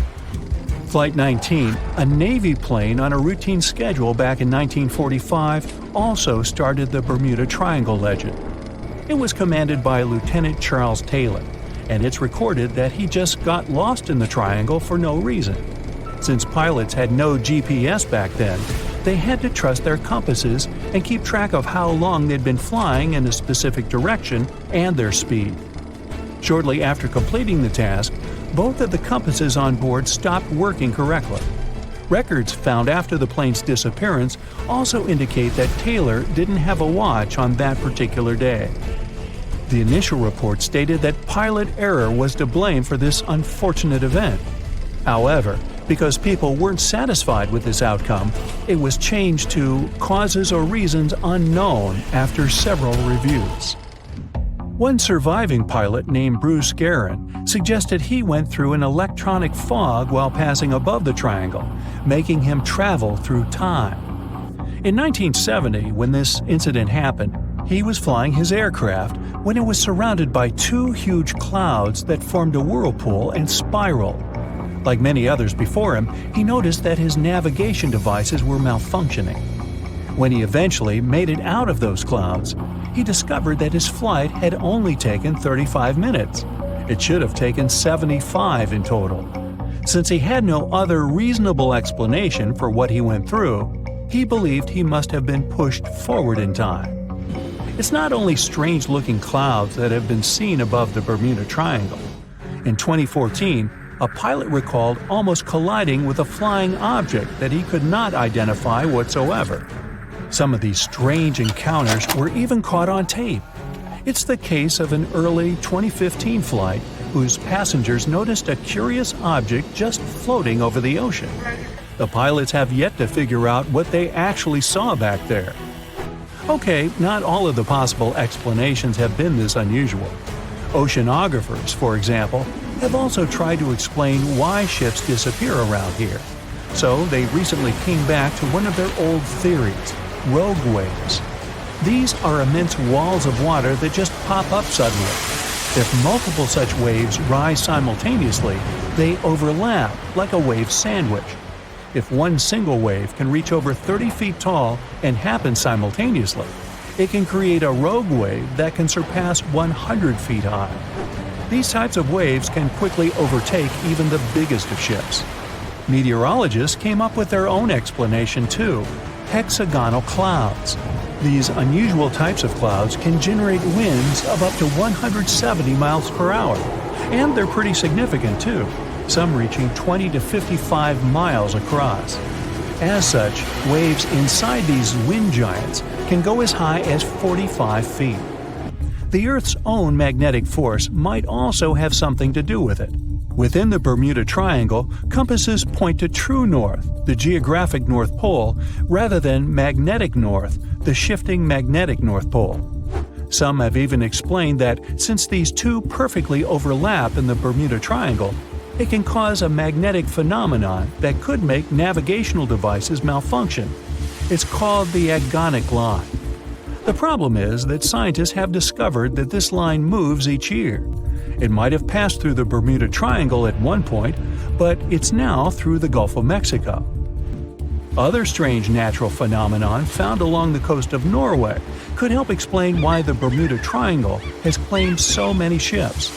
There are some deep craters there, measuring up to half a mile wide and are 150 feet deep. Scientists believe they were created by methane gas bubbles. This gas seems to be leaking from deposits hidden deep in the seabed. Once the gas reaches a certain quantity, it bursts to the surface and causes eruptions. So, do pilots and ship captains actually avoid this area today? Could this explain why there are fewer ships that get lost there nowadays? But if you've ever flown from Miami to San Juan, Puerto Rico, you probably know that's not true. As for ships, if people would avoid the Bermuda Triangle, nearly all Caribbean vacations would be spoiled. To this day, there are a lot of flights that go over the Bermuda Triangle, so it's clear nobody is avoiding it. This place is one of the most heavily traveled shipping lanes in the world. Nowadays, the Bermuda Triangle has heavy daily traffic, both by sea and air. But the Bermuda Triangle is indeed subject to tropical storms and hurricanes that happen very often. Let's also keep in mind that the Gulf Stream, a strong ocean current that causes sharp changes in local weather, passes through the Bermuda Triangle. Besides, the deepest point in the Atlantic Ocean, the Milwaukee Depth, is also located in the Bermuda Triangle. The Puerto Rico Trench reaches almost 27,500 feet at the Milwaukee Depth. So, if you think about it, the whole mystery is a perfect combination of human error, bad weather, and a lot of ship traffic. This was confirmed by data provided by the U.S. Coast Guard. If you look at percentages, the number of ships or planes that go missing in the Bermuda Triangle isn't different from anywhere else. Disappearances do not happen more often than in any comparable region of the Atlantic Ocean. Official statistics say around 50 ships and 20 airplanes have vanished while traveling through this region. So that's another reason why the total number is so hard to pinpoint. Nobody could describe its rescue in official records if a boat was reported missing. There are also some events that, it turns out, didn't happen at all, adding to those false reports, like that of a plane crash back in 1937 off Daytona Beach, Florida, that local papers surprisingly revealed nothing about.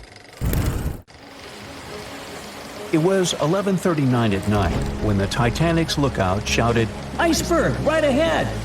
Swift action on the bridge to reduce speed and change the ship's course didn't help, and you already know how the story ends.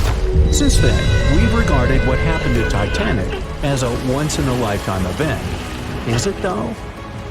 The Titanic sank in 1912. Forget about fancy GPSs or weather satellites. At the time, ships were responsible for warning each other about the location of icebergs, like a "hey man, trust me on this" situation. Then the Titanic disaster happened. To call it a disaster is an understatement, so specialists felt the need to form an organization to avoid this kind of accident happening again. That's why, a year later, they created the International Ice Patrol, or IIP for short. Up to this day, this group has been responsible for giving ships advanced warnings about ice threats. IIP improved their methods over the years, from ship reports and aircraft patrols to satellite images. Recently, they've also been using oceanographic buoys. floating devices providing real-time information about ocean conditions up to 164 feet below the surface to predict the potential drift of icebergs. Luckily, IIP is doing an excellent job in reducing ship iceberg collisions. But don't get too comfortable, because even the most advanced detection equipment can't entirely avoid an unfortunate situation. Between 1980 and 2005, there were 57 incidents involving vessels and icebergs. And the chilling truth is that today's ships are more likely to run into an iceberg than the Titanic was. Studies have shown that 1,038 icebergs crossed the area where the Titanic sank back in 1912. You might think that's a lot, but scientists say it's not really a big deal. I mean, yeah, it's on the higher side, but there have been 14 years with even more iceberg activity since then. Nowadays, the number of icebergs is going up due to the accelerated melting of Greenland's glaciers. And since more ships are heading into polar waters, the chances of ships bumping into icebergs are higher. But the real danger for captains is invisible enemies, called growlers and bergy bits. Growlers are these small icebergs that can be the size of a regular door. And bergy bits are also considered small, measuring around the size of a school bus.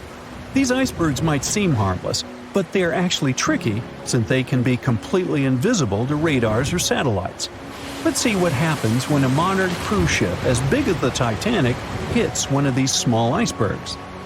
Meet the Norwegian Sun, a luxurious cruise ship like Titanic, as it has the capacity to accommodate 2,400 passengers and more than 900 crew members. On July 2022, this cruise ship was on its way to Hubbard Glacier in Alaska when it found itself in the middle of a dense fog. Suddenly, passengers felt an impact and were terrified as the ship experienced a severe jolt. The fog immediately cleared and they realized what had happened. The Norwegian Sun had collided with an iceberg of the growler type. But the outcome was entirely different from Titanic. Thankfully, there were no injuries, and both the passengers and staff reached the Alaskan docks safely. Expert divers checked the condition of the boat, and they discovered that the ship had suffered some damage after the collision, so the rest of the trip was canceled. Now don't stress about packing for your next trip across the Atlantic, because accidents like the one with the Norwegian Sun are really rare. I mean, it's common for ships to encounter ice, but what's unusual is for it to be a problem. Most modern cruise ships wouldn't get physically damaged by an iceberg, and there's a reason for that. You see, the steel used in the Titanic also played a significant role in the disaster. The unsinkable ship, after all, was not so impact-resistant. Back then, the Titanic's hull was constructed using around 2,000 steel plates, which are believed to have been produced in an open hearth furnace. As a result, the steel contained a high concentration of phosphorus, oxygen, and sulfur. High levels of these elements make steel brittle at low temperatures, causing it to fail upon impact. While the steel used on the Titanic was of the highest quality available at the time, it wouldn't meet the safety standards of modern ships, and it was approximately 10 times less safe than what today's vessels use. But the most significant difference between the design of the Titanic and a modern ship lies in how the hull is put together.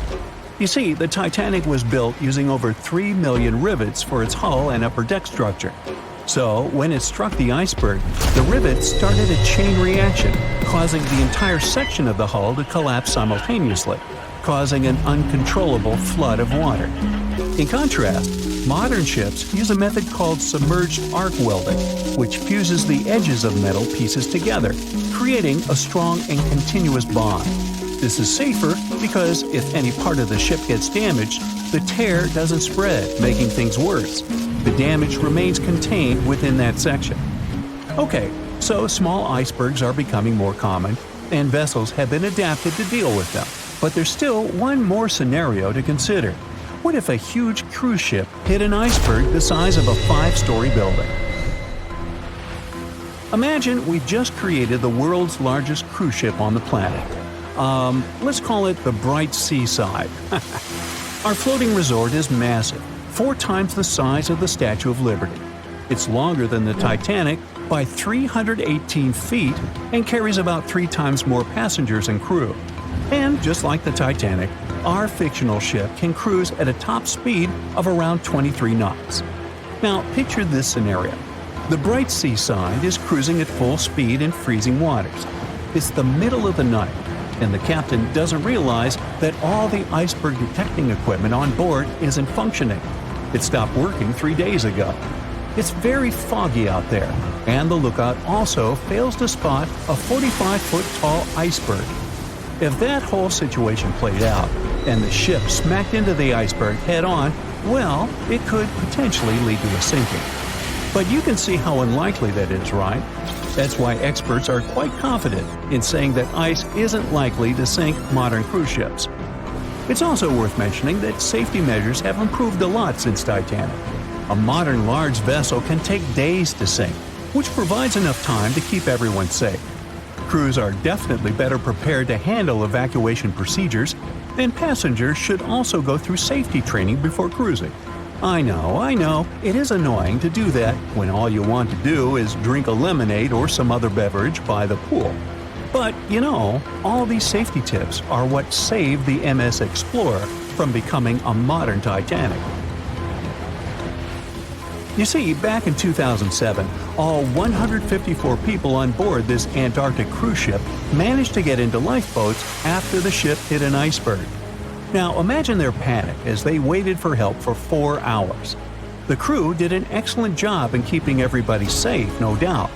But a report that came out 2 years later said that the MS Explorer accident had happened because of the inexperience of the captain, who had pushed the ship too fast into a wall of ice in the freezing waters of Antarctica. That means that no matter how much tech a ship's got or how fancy its materials are, if you've got a careless captain and a crew that doesn't know how to handle an iceberg hit, yep, a disaster similar to Titanic could happen again. But hey, you shouldn't stress over it. Trust the professionals and keep in mind the odds. In the last 30 years, the MS Explorer was the only cruise ship that sank thanks to an iceberg, and everyone survived. So kick back and enjoy your sea vacation. It was the start of 1912. A giant chunk of ice broke off a glacier in southwest Greenland. The ice was made up of snow that had fallen thousands of years before the event, perhaps as far back as when mammoths still roamed the earth. The iceberg started its journey.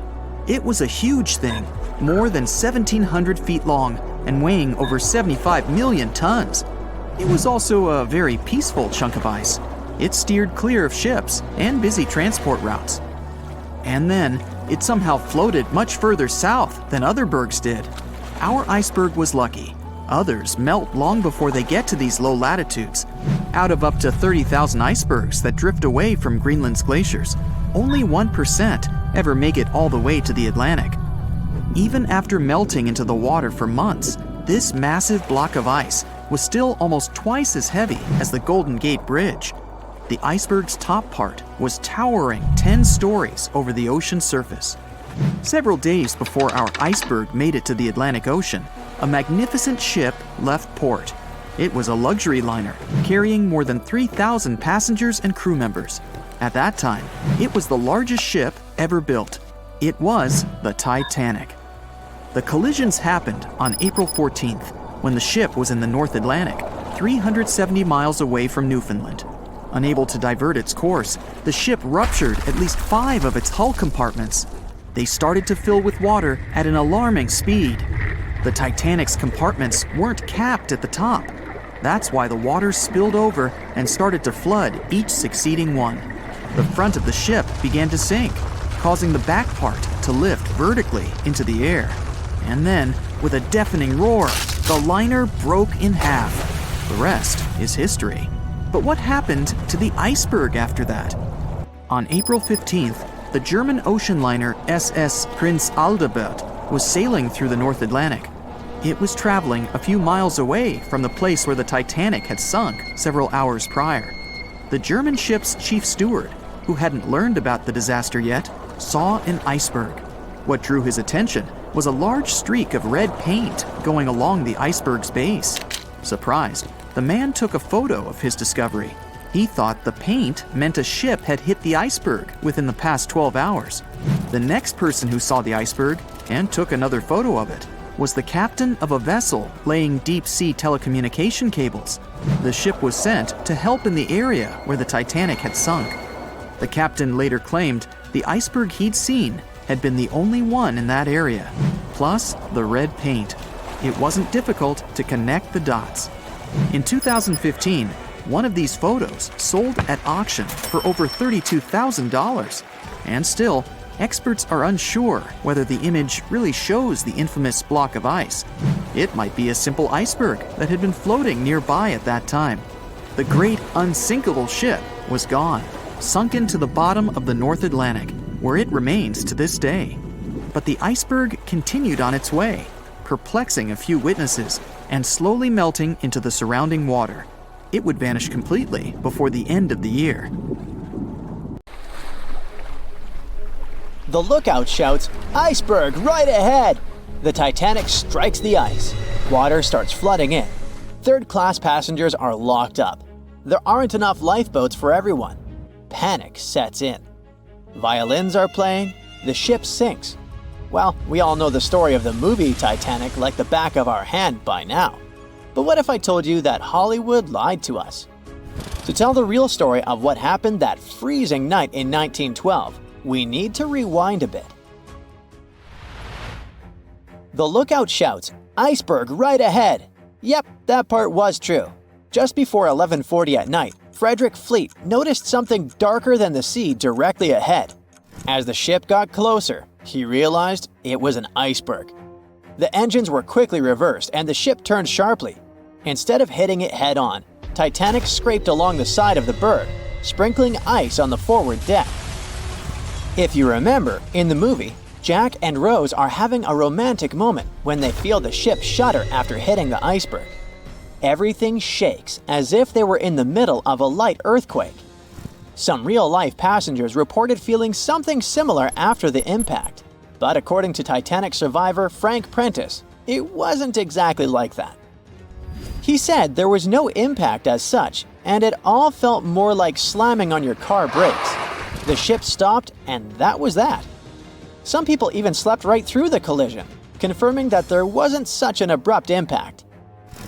Mr. Prentice, curious about what had happened, left his cabin and went out to the deck. When he got there, all he could see was a little ice on the surface, not the towering iceberg that Jack and Rose saw. But as we all know by now, the real damage happened below the waterline, where the iceberg had a jagged spur that slashed a 300-foot gash in Titanic's hull. Once the crew realized how severe the damage was, they immediately began sending distress calls to nearby ships, asking for help.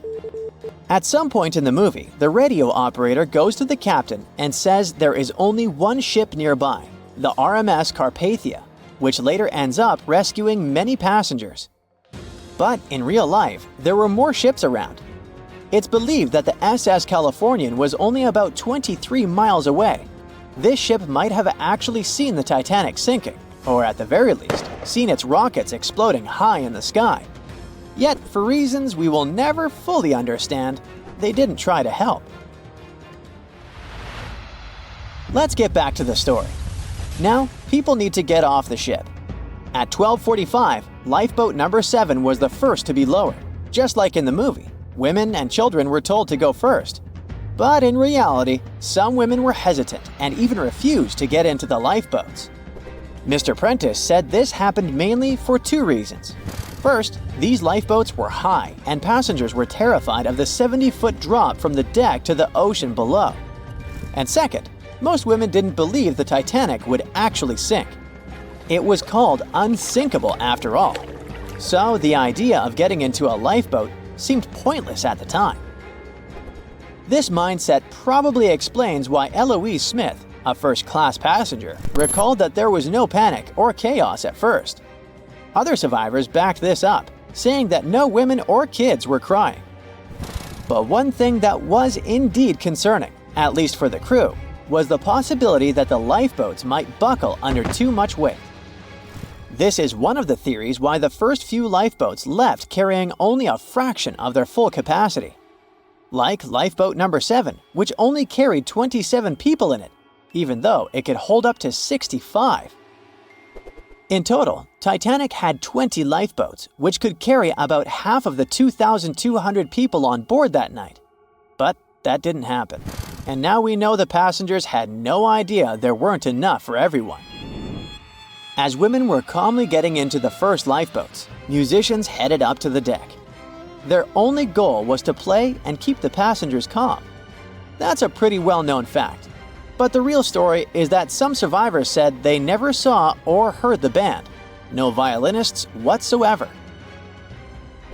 It's not like Hollywood misled you, though. The musicians did play for over 2 hours after the ship had hit the iceberg. So maybe these passengers were just too panicked to notice the songs, or the musicians started playing later than we think. Now, it's time to talk about the terrible treatment that third-class passengers received. The movie portrayed the crew as cruel, locking the less fortunate below deck like animals, giving them no chance to reach the lifeboats and save their lives. But the official inquiry into the disaster suggested that wasn't true. I mean, yes, fewer third-class passengers survived compared to those in first and second class, but there were other factors at play. Many third-class passengers were reluctant to leave the ship, clinging to their belongings, and had a harder time making their way up from the cabins, which were at extreme ends of the ship. Some survivors confirmed that they were not locked up. In fact, it was quite the opposite. Mrs. George Wabi, a Lebanese woman traveling in third class, said that when chaos had erupted, some brave crew members and well-dressed first-class passengers had actually helped her get up to the first-class deck and eventually onto a lifeboat. At first, the Titanic was sinking slowly, bit by bit. Passengers reported seeing the water rising and hearing pops and cracks. Then, there was a loud boom. Some said there had been just one explosion, while others described it as a series of smaller explosions, which they'd thought had been the bulkheads giving way. And there's also a group of people who said they had only heard a rumbling sound. So not everyone agreed on the sound they had heard, but one thing is a fact. By 2:18 in the morning, the lights on Titanic went out, and the ship plunged into complete darkness. As the bow continued sinking, the stern rose out of the water, putting immense pressure on the middle of the ship. This caused the Titanic to break in two. In James Cameron's movie, this moment is pretty dramatic, with the ship sinking almost straight down into the water. But in reality, the break probably happened at a much lower angle, likely just below the waterline. Even so, it tilted enough that people couldn't stay on their feet and started sliding into the water. One interesting thing is that it wasn't until the wreckage was found in 1985 that it was finally confirmed the Titanic had broken apart. Up until then, survivors had given conflicting stories. At least 8 survivors claimed they had seen the ship split. Emily Ryerson, a first-class passenger, described it as if the Titanic had been sliced in half with a knife. But there was also a small number of witnesses that insisted Titanic had gone down intact. At the time, this theory was more accepted because most people still didn't believe that the supposedly indestructible ship could break in half. So why the conflicting reports? Okay, so what you don't see in the movies, for obvious reasons, is how incredibly dark it was when the tragedy happened. It was like being in a room with no light, where you can only make out shapes and shadows. That's what it was like on the lifeboats. This means passengers couldn't really see what was happening, and most of those who were close to the ship either lost their lives or were too focused on trying to survive to pay attention to the details of the wreck. Although James Cameron's film didn't fully capture how terrifyingly dark the disaster truly was, the 2012 TV series Titanic did a better job of showing the pitch-black horror of that night. Even then, the reality was much darker and more terrifying than either of these two productions could portray.